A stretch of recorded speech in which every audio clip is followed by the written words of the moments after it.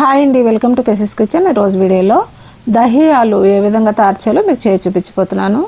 మరి ఈ దహీ ఆలు రైస్లోకి కాకుండా చపాతీలోకి, రోటీస్లోకి కూడా చాలా టేస్టీగా ఉంటుందండి. మరి దహీ ఆలు ఏ విధంగా తయారు చేయాలో దీని ప్రాసెస్ ఏంటి వీడియోలోకి వెళ్ళి చూసేయండి. ముందుగా 250 గ్రాములు బంగాళదుంపలు తీసుకొని ఉడికించుకొని బంగాళదుంపలు కొన్న పొట్టు తీసేసి బంగాళదుంపల్ని ఈ విధంగా కొంచెం పెద్ద సైజు ముక్కలుగా కట్ చేసుకోవాలండి.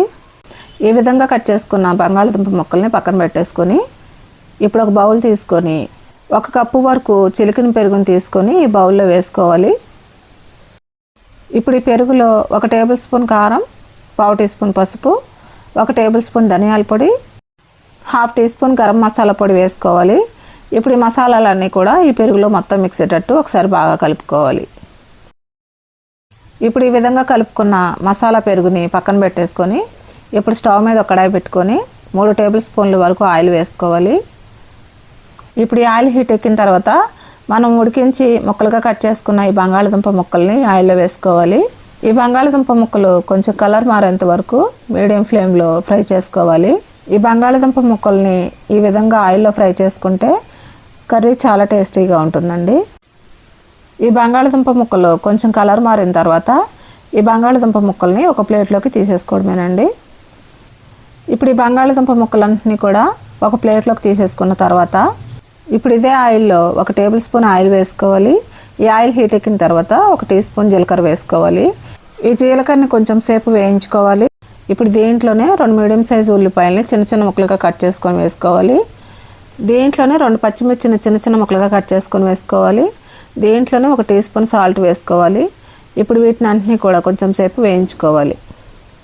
ఈ ఉల్లిపాయ ముక్కలు కొంచెం కలర్ మారేంత వరకు ఈ ఉల్లిపాయ ముక్కల్ని కొంచెం సేపు వేయించుకోవాలి. ఈ ఉల్లిపాయ ముక్కలు కొంచెం కలర్ మారిన తర్వాత 1 టేబుల్ స్పూన్ అల్లం వెల్లుల్లి పేస్ట్ వేసుకోవాలి.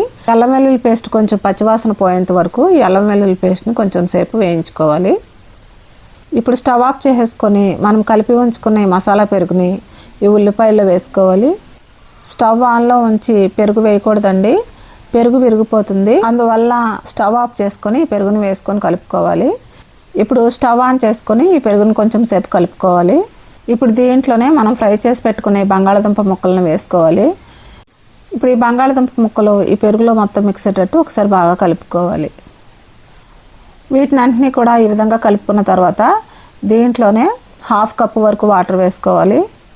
ఈ వాటర్ కూడా మొత్తం మిక్స్ అయ్యేటట్టు ఒకసారి బాగా కలుపుకోవాలి. ఇప్పుడు ఈ దహీ ఆలులో సాల్ట్ సరిపోయిందో లేదో చూసుకొని ఇప్పుడు ఈ రుచికి తగినంత సాల్ట్ వేసుకోవాలి. ఈ సాల్ట్ కూడా మొత్తం మిక్స్ అయ్యేటట్టు ఒకసారి బాగా కలుపుకోవాలి. ఈ దహీ ఆలు కర్రీ మీద మూత పెట్టుకొని ఒక 5 నిమిషాలు కుక్ చేసుకోవాలి. 5 నిమిషాలు అయిన తర్వాత మూత తీసి చూస్తే ఈ దహీ ఆలు కర్రీ ఆయిల్ సపరేట్ అయ్యి బాగా కుక్ అయిందండి. ఈ దహీ ఆలు కర్రీని ఒకసారి బాగా కలుపుకొని ఫైనల్గా 1 టీ స్పూన్ వరకు కసూరి మేతిని క్రష్ చేసుకొని వేసుకోవాలి. దీంట్లోనే కట్ చేసిన కొత్తిమీర ఆకులు వేసుకోవాలి. ఇప్పుడు వీటిని అన్నింటినీ కూడా మొత్తం మిక్స్ అయ్యేటట్టు ఒకసారి బాగా కలుపుకోవాలి. అంతేనండి, దహీ ఆలు కర్రీ రెడీ అయిపోయింది. స్టవ్ ఆఫ్ చేసేసుకొని ఈ దహీ ఆలు కర్రీని వేడివేడిగా సర్వ్ చేసుకోవడమే. మరి ఎంతో ఈజీగా టేస్టీగా ఈ దహీ ఆలు కర్రీని తయారు చేయడం చూసారు కదా. మరి ఈ దహీ ఆలు కర్రీ రైస్లోకి కాకుండా చపాతీలోకి, రోటీస్లోకి కూడా చాలా టేస్టీగా ఉంటుందండి. మరి ఎంతో టేస్టీగా ఉండే ఈ దహీ ఆలు కర్రీని మీరు కూడా ఇంట్లో ప్రిపేర్ చేసుకొని ఏ విధంగా వచ్చిందో నాకు కమెంట్ చేయండి. నా వీడియోస్ కనుక మీకు నచ్చినట్లయితే ఇప్పుడే సబ్స్క్రైబ్ చేసుకొని బెల్ ఐకాన్ ప్రెస్ చేయండి. మీ ఫ్రెండ్స్కి, రిలేటివ్స్కి షేర్ చేయండి. Thanks for watching.